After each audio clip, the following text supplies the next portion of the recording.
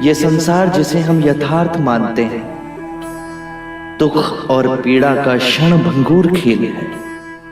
जो जन्मा है उसकी मृत्यु निश्चित है, यही सृष्टि का नियम है। जय भीम, नमो बुद्धाय। भारत का इतिहास देखने के लिए सबसे बहुत ही महत्वपूर्ण मुद्दा होता है, वो ये है कि भारत की सच्ची जानकारी, इतिहास की सच्ची जानकारी हमें जिस जगह से मिलती है वो है हमारे ऐतिहासिक धरोहर। तो साथियों, आज ऐसे ही ऐतिहासिक धरोहर को देखने के लिए जा रहे हैं एबीसी पहले संवर्धक टीम के साथ, और वो इलाका है महाराष्ट्र राज्य के सुधागढ़ पाली तहसील में, जो रायगढ़ डिस्ट्रिक्ट में आते हैं। वहाँ पे थानाले ऐतिहासिक बुद्ध लेनी पर जा रहे हैं। इसे प्राचीन नारसुर के नाम से भी जाना जाता है। तो इसके बारे में जानकारी हम लेने की कोशिश करेंगे, और वहाँ पे एबीसीपीआर लेनी संवर्धक टीम का जो प्रिजर्वेशन का काम क्या होता है वो भी हम आज देखने वाले हैं। तो मेरे साथ एबीसीपीआर लेनी संवर्धक टीम भी है, और साथियों हम ये जानने की कोशिश करेंगे कि एक्चुअली लेनी पर क्या होता है, किस तरीके से काम किया जाता है। तो इसके बारे में भी जानकारी पाएंगे। तो मैं अभी थाना से निकला हूँ, यानी कि बदलापुर शहर से निकला हूँ, और बदलापुर से अभी हम थानाले में आ भी चुके हैं, और थानाले से हम ये प्रवास शुरू कर रहे हैं ताकि पूरा डीप फॉरेस्ट है यहाँ पे, और घना जंगल देखने के बाद आपको ये अंदाज़ा हुआ होगा कि ये लेनी कहाँ पर होगी। तो चलिए साथियों, मेरे साथ ये ऐतिहासिक धरोहर को देखने की कोशिश करते हैं और जानकारी भी लेती है। तो दोस्तों, अगर आप इस चक्रवर्ती यूट्यूब चैनल पर नए हैं तो साथियों पहले चक्रवर्ती यूट्यूब चैनल को सब्सक्राइब कर लीजिए। जिस महान चक्रवर्ती सम्राट अशोक ने बौद्ध धर्म को दुनिया में फैलाया है, उसी चक्रवर्ती सम्राट अशोक के नाम से ये चैनल है, जिसके आधार पर हम भारत का इतिहास देखने की कोशिश करते हैं। केवल नाम से नहीं, तो काम से जाना जाना चाहिए। ऐसे काम से जानने वाली टीम है एबीसीपीआर लेनी संवर्धक टीम। तो हम इनके साथ में आज आए हैं, और बताने के लिए खुशी होती कि मैं भी उस टीम का एक हिस्सा हूँ और उस टीम में काम करता हूँ। तो जाहिर सी बात है, हम ये ऐतिहासिक धरोहर की बात लोगों तक पहुँचाने की कोशिश करते हैं। तो चलिए मेरे साथ इस मार्ग में आप भी शामिल हो जाइए, और आज का ये थानाले बुद्ध लेनी का पूरा इतिहास आज हम जानने की कोशिश करेंगे। किसने इसको ढूंढा, किसने इसको बनाया, और आज उस किस हालत में है, ये पूरी जानकारी हम आज इसके वीडियो के माध्यम से लेंगे। तो चलिए दोस्तों, मेरे साथ ये आज का प्रवास करते हैं। तो चलिए साथ में मिल जाते हैं। भारत का इतिहास जिस इतिहास से जाना जाता है वो बौद्ध इतिहास हमें देखने के लिए मिलता है। अगर इतिहास की खोज करनी है तो इस भारत की मिट्टी में अनगिनत इतिहास की विचारधाराओं का एक सबसे महत्वपूर्ण हिस्सा गड़ा हुआ है। आज हम इस हिस्से की बात करेंगे। वो हिस्सा महाराष्ट्र के रायगढ़ जिले में सुधागढ़ तहसील में पाया गया है।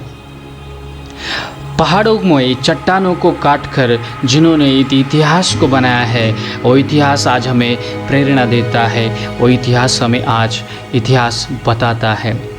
ऐसे ही महत्वपूर्ण इतिहास को जानने के लिए मैं आज पहुंचा हूं इस रायगढ़ जिले के सुधागढ़ तहसील में। प्राचीन नाम से जाना गया हुआ ये ऐतिहासिक धरोहर है, और इस धरोहर में हमें प्राचीन इतिहास देखने के लिए मिलता है। नागसुर बुद्ध लेनी से जाना गया ये परिसर हमें इतिहास बताता है। सुधागढ़ तहसील में नारसुर नाम का गांव है, जिसका प्राचीन उल्लेख हमें नागसुर से किया गया हुआ है। आज ये लेनी जो है ये थानाले गांव के पहाड़ों में देखने के लिए मिलती है। वास्तविकता ये लेनी नारसुर के भाग में ही है। इस पूरे एरिया को नारसुर कहा गया था, और इस नारसुर में हमें ये लेनी देखने के लिए मिलती है। लगभग ये लेनी प्राचीन व्यापारी मार्ग पर है। नागोटने बंदर से मावल प्रांत के लिए जाने के लिए ये प्राचीन व्यापारी मार्ग है, और इस मार्ग पर हमें थानाले या नारसुर बुद्ध लेनी देखने के लिए मिलती है। इस लेनी की श्रृंखला लगभग 23 लेनियों की श्रृंखला हमें इस लेनी में पाई गई है। इसमें एक चैत्य गृह और एक स्मारक स्तूप समूह और 21 भिक्खु निवासों की लेनियाँ हमें देखने के लिए मिलती है। इस लेनी का निर्माण ईसा पूर्व 2री या 3री शताब्दी में हुआ है। इस लेनी में हमें इतिहास पाया जाता है। लेनी क्रमांक 3 में हमें पाए गए सम्राट अशोक के चांदी के सिक्कों से यह तय होता है और इसके बाद लेनी में पाए गए शिलालेखों से हमें यह तय होता है कि यह लेनी ईसा पूर्व 3री शताब्दी से बनाई गई है। ये महत्वपूर्ण इतिहास हमें इस लेनी में प्राप्त होता है। इस लेनी का संशोधन पहली बार जिन्होंने किया है उनका नाम है रेवरेंड एबंट। मिस्टर रेवरेंड एबंट, इन्होंने 1890 में इस लेनी का पहली बार संशोधन किया। इनके बाद आए हुए हेनरी कजिन्स, इन्होंने 1891 में एक बुक लिखा है। इसका नाम है an account of cave at Narsur and Kharsamla. ये archaeology survey of western India के वॉल्यूम नंबर 12 में 1891 में पाया जाता है। ये इतिहास हमें इस लेनी में पाया गया है। इनके बाद कई और संशोधकों ने इसके ऊपर संशोधन किया है। हेनरी कजिन्स के बाद 1912 में मिस्टर ल्यूडर, इन्होंने इस लेनी के ऊपर संशोधन किया। इसके बाद 1942 में मिस्टर मोगो दीक्षित, इन्होंने इस लेनी का संशोधन किया है। इनके बाद 1945 में मिस्टर खरे, इन्होंने इस लेनी के ऊपर संशोधन किया है। उसके बाद 1972 में मिस विद्या दहेजिया, इन्होंने इस लेनी के ऊपर संशोधन किया गया है। उनके बाद 1981 में मिस्टर एम.एन. देशपांडे जी, इन्होंने इस लेनी के ऊपर संशोधन करके इस लेनी का कालावधि करीबन 3री ईसा पूर्व 3री शताब्दी का है ये कह दिया है। इन्होंने और भी कुछ इंफॉर्मेशन इस लेनी के बारे में उनके संशोधक बुक में किया है। तो उनका ये जो संशोधन है वो है ठानाला बौद्ध लेनी स्थापत्य और कला। ये विदर्भ संशोधन मंडल का संशोधन है और ये 1981 में पब्लिश किया गया है। उनके बाद मिस्टर M.K. ढवलीकर, इन्होंने 1984 में इस लेनी का संशोधन किया है। करीबन सबसे ज़्यादा इस लेनी के ऊपर संशोधन किया गया है और इस लेनी के ऊपर कम ज़्यादा प्रकाश डालने की कोशिश की है। तो साथियों, ये सबसे महत्वपूर्ण लेनी का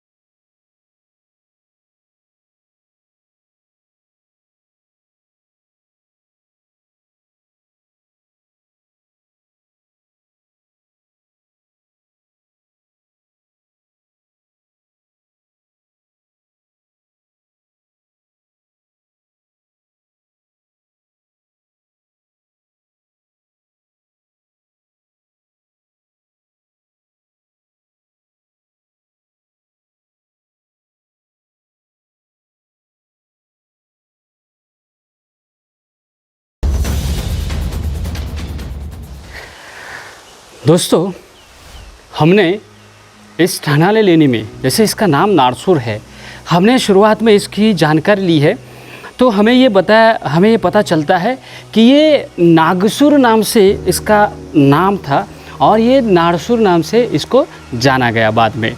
तो ये इसका इतिहास है। अभी फ़िलहाल हमने देखा किस तरीके से काम चल रहा है। लेनी संवर्धक टीम के जो लोग थे वो यहाँ पर लेनी का प्रिजर्वेशन करने के लिए उसको क्लीनिंग करने की कोशिश करते हैं, उसको बचाने की कोशिश करते हैं। बहुत सारे लोग यहाँ पर आते हैं और अपने नाम यहाँ पर चिपकाते हैं। तो साथियों, जैसे हमने शुरुआत में जानकारी ली उसमें हमने ये पाया कि ये जो लेनी है ये लेनी का निर्माण लगभग ईसा पूर्व 2री या 3री शताब्दी में हुआ है। तो और बहुत सारे लोगों ने इसके बारे में जानकारी दी है, जैसे कि जिस लेनी का जिसने संशोधन किया है उनका नाम है रेवरेंड एबंट। तो ये जो रेवरेंड एबंट थे, इन्होंने 1890 में इस लेनी के बारे में पहली बार संशोधन किया था और इसमें इन्होंने ये बताया है कि ये जो लेनी है, इस लेनी के बारे में उन्होंने जानकारी उसमें दी। लेकिन उसके बाद आए हुए हेनरी कजिन्स, इन्होंने इसके बारे में बहुत डिटेल्स में जानकारी दी है। तो उनका एक बुक है, वो बुक ऐसा है, the account of caves of Narsur and Kharsamla. ये उनका जो बुक है, ये बुक इसमें इन्होंने इसके बारे में जानकारी दी है। उसके बाद बहुत सारे लोगों ने इसके ऊपर रिसर्च किया है, जैसे कि M.N. देशपांडे है, विद्या देहजे, ढवलीकर है।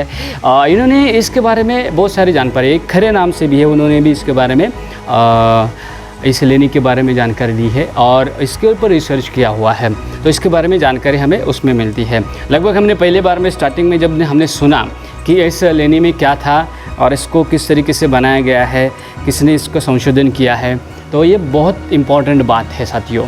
हम जब इस लेनी के अंदर आते हैं, मेरे बाजू में ये पहला क्रमांक का लेनी है, जैसे कि आप यहाँ पे देख सकते हैं। ये जो सामने वाला केव्स है, ये फर्स्ट क्रमांक का केव्स है।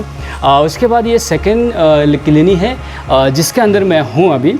और इसके बाद जैसे कि हमें इसका स्ट्रक्चर तो बहुत ही आम होता है, जैसे कि आगे वरांडा होता है, उसके अंदर दीर्घिका होती है, उसके अंदर अंतर दीर्घिका होती है, उसके बाद भिक्खु निवास होते हैं अंदर। इस तरीके का इसका स्ट्रक्चर होता है, ये कॉमन है साथियों। हर एक लेनी के ऊपर ये सारी बातें कॉमन होती है। अभी जैसे हम इसके बारे में अंदर एंटर करते हैं, तो ये लेनी क्रमांक 2 ख़त्म होने के बाद ये लेनी क्रमांक 3 का प्रवेश है। लेकिन सामने की बात पूरी तरीके से नष्ट हो चुकी है। अभी मैं जिस लेनी में हूँ, ये लेनी क्रमांक 3, इसको निर्वाण भूमि कहा जाता है साथियों। बहुत ही प्रेरणादायी और बहुत ही महत्वपूर्ण जगह है।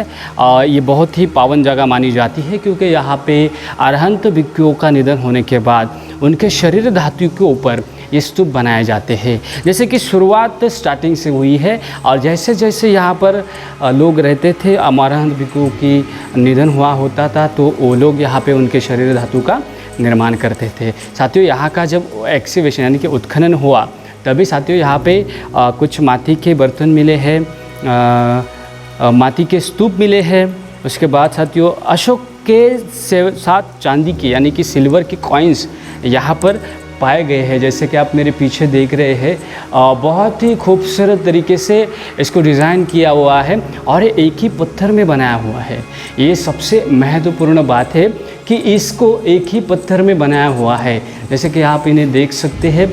मैं इसलिए आपको दिखाने की कोशिश कर रहा हूँ साथियों, क्योंकि ये जो लेनी है, ये लेनी का अर्थ ही यही होता है कि जिस आधार पर अरहंत भिक्षुओं का निधन होने के बाद उनके शरीर धातु के ऊपर ये स्मारक स्तूप बनाए जाते थे।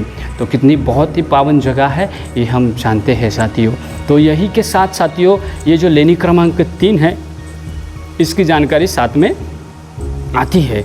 तो आगे जब हम जाएंगे तो लेनी क्रमांक 4 है, 5 है, 6 है, उसके बाद लेनी क्रमांक 7 है, वो हम देखने के लिए जाएंगे। उसके साथ लेनी क्रमांक 4, लेनी क्रमांक 5 और लेनी क्रमांक 6 ये भी देखने की कोशिश करते हैं। आरंभ हो गई निर्वाण प्रथा, सुनो सुनो ये बुद्ध कथा। साथियों, ये है लेनी क्रमांक 7 यानी कि 7 नंबर की लेनी है। जैसे पीछे हमने देखा लेनी क्रमांक 3 का जो स्मारक शिला का स्मारक स्तूपों का संग्रह था, वो हमने देखा, उसे निर्वाण भूमि भी कहा जाता है। और जिस लेनी में हम आए हैं वो इस लेनी का सबसे महत्वपूर्ण लेनी है। एक बहुत बड़ा चैत्य विहार कहा जाता है इसको। तो इस चैत्य विहार में अभी हम आए हैं, तो इसमें कुछ अद्भुत जानकारियाँ है। जैसे कि बहुत सारे लोग आते हैं तो ये जानकारी उन्हें होती नहीं है। तो क्या होता है कि कोई अपने ढंग से इसको डिसाइफर करता है कि ये इस तरीके का होगा।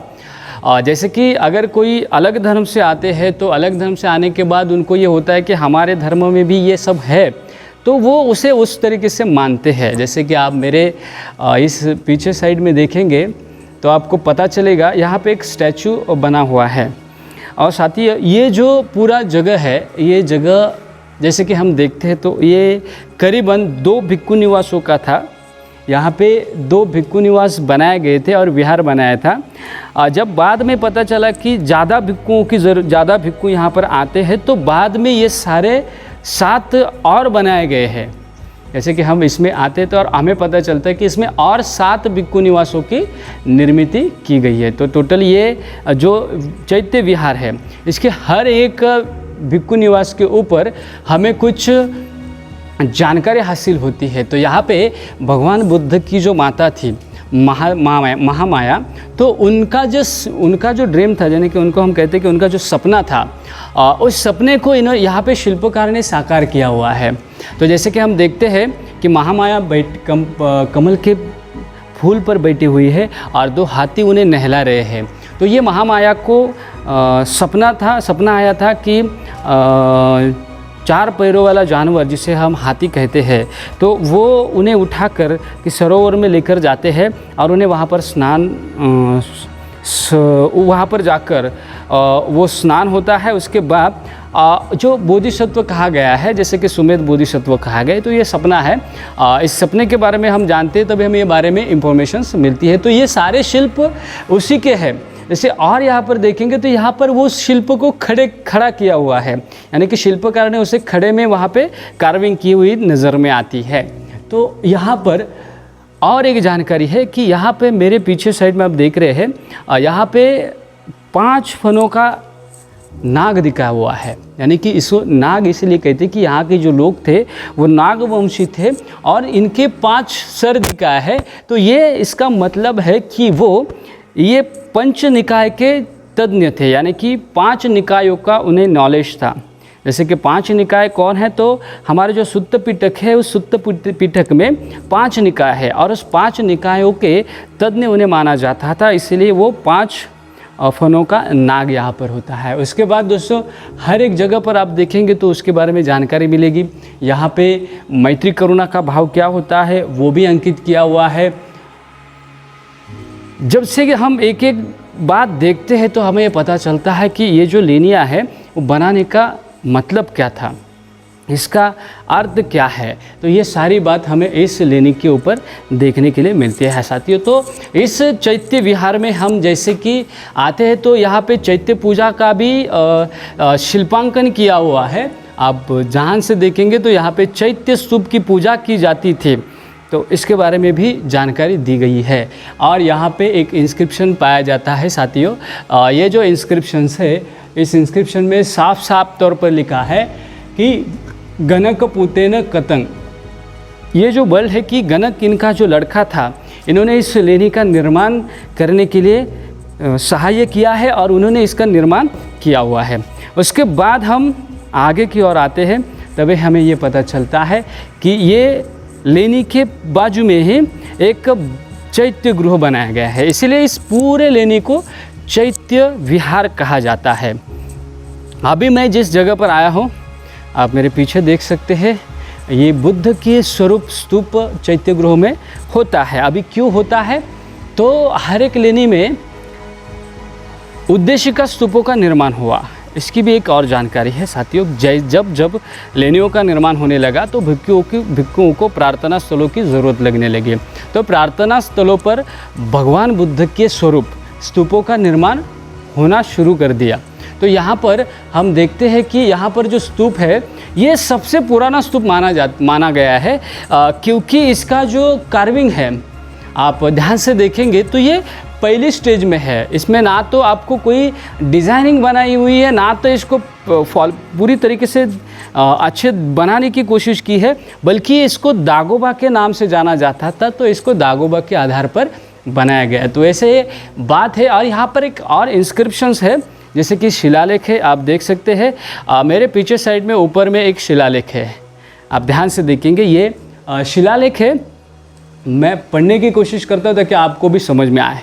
आगे के जो 2 वर्ड है वो मितस है, यानी कि पहला शब्द कुछ टूटा हुआ नज़र में आया है, वो मितस है। उसके बाद संघरक्षितस शब्द है, उसके बाद नीचे लाइन में दानंग है, बाद में भातुनो है, थूप घरो ये शब्द है, और आगे का जो शब्द है वो लास्ट में स है, और उसके आगे जो है वो थोड़ा सा लाइन ख़राब होने की वजह से उसमें क्या लिखा है आज तक किसी ने उसको डिसाइफर किया नहीं है। तो जैसे कि हम इसको अर्थ देखेंगे तो ये पता चलता है कि कोई तो मित्र है उनका, और संघरक्षित, ये दो आदमी है जो दो भाई है, इन्होंने इस चैत्य थूप घरों का अर्थ होता है स्तूप घर यानी कि चैत्य गृह, तो उसको ये दो भाइयों ने डोनेट किया हुआ, धम्मदान दिया है, ये इसके बारे में यहाँ पर जानकारी है। साथियों, ये आज की जो इस लेनी की पूरी अवस्थाएं देख रहे हैं, ये मेरे पीछे साइड में भी और देख रहे हैं पूरी तरीके से नष्ट हो रहा है, भग्न हो रहा है। क्यों हो रहा है? क्योंकि इसको बीच में भूकंप जैसे कहते हैं कि अर्थक्वेक की वजह से इसमें बहुत हानि हो चुकी है। और साथियों, हम जानने का प्रयास इसके लिए करते हैं क्योंकि ये सारी विरासत जो है वो धीरे धीरे नष्ट होती जा रही है। जैसे कि आप देख रहे हैं, इतने सारे एविडेंस होने के बावजूद भी ये धीरे धीरे नष्ट हो रहे हैं, क्योंकि यहाँ पे कोई प्रिजर्वेशन का काम नहीं हो रहा है और ना ही इसको कोई बचाने की कोशिश कर रहे हैं। तो साथियों, ये था हमारे आज के वीडियो की जो श्रृंखला हम देख रहे हैं। इसमें ये सारी बातें हमें ध्यान से और भी देखने के लिए मिलेगी, और भी हमें इसके बारे में जानकारी पाई जाती है। तो ये जो लेनी है ये पूरी तरीके से इस तरह से बनाई गई है, तो इसमें बहुत सारे हमें एविडेंस प्राप्त होते हैं, बहुत सारी जानकारी प्राप्त होती है। तो जो ये आने जाने का प्रवास है वो भी हमें इसके बारे में मिलता है। तो साथियों, ये जो लेनी है इसको बचाने के लिए भी आगे आकर काम करना पड़ता है। आगे आकर, जैसे कि आपने देखा कि लेनी संवर्धक टीम किस तरीके से काम कर रही है, क्या करते हैं, यहाँ पर आकर केवल लेनी घूमकर जाने वाले लोग हैं नहीं। तो ये हमें पूरे भारतवर्ष में ये संदेश पहुंचना चाहिए कि ये लेनी संवर्धक। साथियों, ये इस थनाली लेनी की आखिरी गुम्फा है। जिस जगह पर हम हैं वो आखिरी लेनी मानी जाती है, लेकिन ऐसा नहीं है साथियों। इसके आगे भी कुछ और लेनियों का लेनियाँ है, जैसे कि हम देख सकते हैं। मेरे जो इस साइड का जो जगह है, ये साइड पे पूरी तरीके से आगे जाकर करीबन 4 से 5 लेनियाँ है जो पूरी तरीके से भग्न हो चुकी है साथियों। तो जैसे कि हम देखते हैं तो हमें ये पता चलता है कि इस जगह का इस जगह का महत्व क्या होता है, ये हम आपको दिखाने की कोशिश करते हैं। लगभग ये जो लेनी की बारे में बात करने की कोशिश करेंगे, ये हम बात करते हैं जब हमने पहले इंफॉर्मेशंस लिया। वैसे हमें ये देखा जाएगा तो यहाँ पर कुछ पेंटिंग्स भी नज़र आते हैं, यानी कि जो मिट्टी का गिलावा दिया जाता था, और इस पर कुछ पेंटिंग्स भी हुआ करती थी, यानी कि ऐसी कुछ खास पेंटिंग नहीं हुआ करती थी, लेकिन हर एक लेनी में एक जैसे ही पेंटिंग हुआ करती थी। तो जैसे कि हम इसके भीतर चले जाते हैं, जैसे कि लेनी के भीतर चले जाते हैं तो हमें ये पता चलता है कि इसका कंस्ट्रक्शन किस तरीके से किया होगा। जब ये इस लेनी के अंदर हम आते हैं तो हमें एक और नज़र में आता है साथियों, ये जो स्ट्रक्चर है, ये स्ट्रक्चर हमारा जो विंडो है, इस विंडो का लकड़ी का स्ट्रक्चर बनाया है। इसमें लकड़ी का फ्रेम बिठाया जाता था, और इस विंडो से अंदर हमें देखते हैं कि हमें किस तरीके से छोटी सी हल्की सी प्रकाश की लाइट आती है, यानी कि लाइट आ जाती है। और उसी तरीके से इसको पूरी तरीके से उन लोगों ने इसीलिए बनाया था कि यहाँ पे जो भिक्खू रहा करते थे वो अच्छे तरीके से ध्यान कर सके, धम्म के मार्ग में आगे जाने के लिए उनको ये जगह सही है, इसके लिए इस जगह का निर्माण किया हुआ है। तो साथियों, ये था इस लेनी का आखिरी लेनी। इसलिए मैं कह रहा हूँ क्योंकि अभी आगे जो जितनी सारी लेनियाँ है वो पूरी तरीके से भग्न है, यानी कि वो पूरी तरीके से नष्ट हो चुकी है। तो यही बात थी दोस्तों। अगर आप एक एक लेनी देखेंगे तो हमें पता चलेगा कि किस तरीके से इसका इंफॉर्मेशंस है। उससे थोड़ा और आगे आएंगे तो आपको ये पता चलेगा कि यहाँ पर इसके बाजू में एक पानी का टंकी है। तो लगभग इसमें देखेंगे तो पता चलेगा। फ़िलहाल तो ये जो जगह है, वास्तविक तौर पे हम देखेंगे तो हमें पता चलेगा ये वाटर टैंक है, यानी कि पानी का टंकी है। तो पानी के टंकी के ऊपर एक इंस्क्रिप्शंस लिखा हुआ है। जैसे कि हम हर एक लेनी में जाते हैं तो हमें वो देखने के लिए मिलता है कि वहाँ पे कुछ ना कुछ लिखा हुआ रहता ही है। क्या लिखा हुआ रहता है वो भी हम बहुत सारे लेनियों में देखते हैं कि इसमें क्या लिखा हुआ रहता है। लगभग ये जो वाटर टैंक है जो किसने डोनेट किया है, तो लगभग यहाँ का जो इंस्क्रिप्शंस है वो लगभग ख़राब हो चुका है, यानी कि नष्ट होने की कगार पर है। लेकिन कुछ वर्ड है जो हमें साफ तौर पर देखने के लिए मिलते हैं। लगभग किसी भी इंस्क्रिप्शन की जो शुरुआत होती है वो सिदंग शब्द से होती है। जैसे कि हम जाते हैं तो हमें ये पता चलता है हर एक लेनी में, हर एक वाटर टैंक के ऊपर जो इंस्क्रिप्शंस होती है वो सिदंग नाम से होती है। और उसके बाद यहाँ पे दिखे, यहाँ पे पूजावतीय नाम साफ तौर पर लिखा हुआ है, यानी कि ये पूजावतीय नाम की कोई तो उपासिका होगी या कोई तो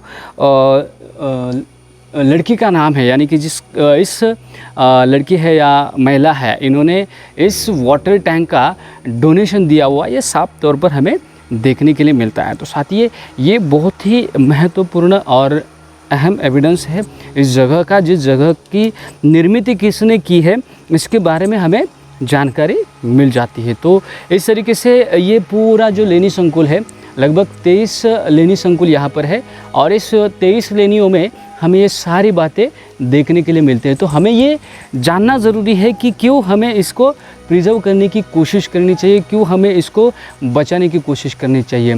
तो चलिए दोस्तों, इसी के साथ ये जो हमारी लेनी की विरासत है, इस विरासत को बचाने की कोशिश करते हैं। बचाने के लिए आप हमारे लेनी संवर्धक टीम के साथ जुड़ सकते हैं।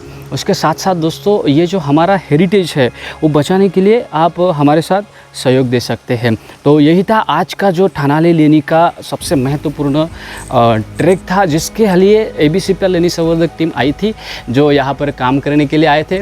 लगभग आप देख सकते हैं साथियों, बहुत ही खूबसूरत नज़ारा होता है यहाँ का, जैसे कि आप देखेंगे तो आपको पता चलेगा। तो ये ऐसे खूबसूरत, जैसे कि हम कहते हैं ना कि यहाँ के जो बुद्धिस्ट लोग थे उनका ये हम कह सकते हैं कि उनकी जो दृष्टि थी बहुत ही खूबसूरत थी, यानी कि वो खूबसूरती देखते थे। जैसे कि यहाँ पे जो भिक्खु और रहा करते थे, अगर उन्होंने ये सामने का नज़ारा देखा तो बहुत खूबसूरत है। बारिश की टाइम पे तो और अप्रतिम हुआ रहता है और बहुत ही बेहतरीन होता है। तो ये हमारी हिस्ट्री है, तो जस्ट हमें इसे प्रिजर्व करनी चाहिए, इसको बचाना चाहिए। यही आज के वीडियो की एक महत्वपूर्ण बात है। तो ऐसे नए नए वीडियो के लिए आप साथियों हमारे साथ जुड़ सकते हैं। चक्रवर्ती यूट्यूब चैनल को सब्सक्राइब करके आप हमारे साथ में इस मोमेंट में भी जुड़ सकते हैं। तो उसके लिए ज्वाइन का बटन है, तो आप अगर ज्वाइन नहीं हुए हैं तो ज्वाइन भी हो सकते हैं और हमारे साथ इस मोमेंट में शामिल हो सकते हैं। तो चक्रवर्ती के माध्यम से हम इस भारत की ऐतिहासिक धरोहर को जो इन्फॉर्मेशन आपके सामने लाते हैं, उसके साथ साथ दोस्तों इसको बचाने की कोशिश करते हैं। तो चलिए हमारे इस कार्य में आप भी सहयोग दे दीजिए। तो ऐसे नए नए वीडियो के लिए अगर आपको कहीं पे जाने की ज़रूरत नहीं है साथियों, हमारे चक्रवर्ती यूट्यूब चैनल ज़रूर सब्सक्राइब कर लीजिए। ये सारी इन्फॉर्मेशंस आपको इस चैनल के माध्यम से मिलने वाली है और मिलती रहेंगी। तो साथियों आज का ये वीडियो हम यहाँ पे समाप्त कर रहे हैं, ताकि करीबन हमें अभी नीचे निकलना है और बारिश का टाइम भी हो रहा है। यहाँ पे बहुत बड़े बड़े झरने हुआ रहते हैं, झरने होते हैं, ताकि जब बारिश गिरती है तो यहाँ पर ज़्यादा से ज़्यादा पानी होता है। तो मिलते हैं साथियों अगले वीडियो में, तब तक आप सभी को जय भीम, नमो बुद्धाय।